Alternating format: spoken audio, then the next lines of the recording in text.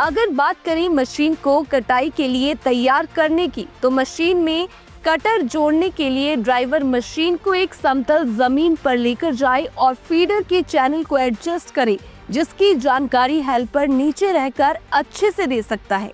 इसके बाद फीडर और कटर को आपस में लॉक करने वाली पिन लगाकर लॉक करें। इसके बाद फीडर से कटर तक पावर ट्रांसमिशन के बेल्ट डालकर आइडल को टाइट करें। मशीन को खेत के बाहर ही खाली घुमाकर जांच कर ले। इसके बाद मशीन काम करने के लिए तैयार है।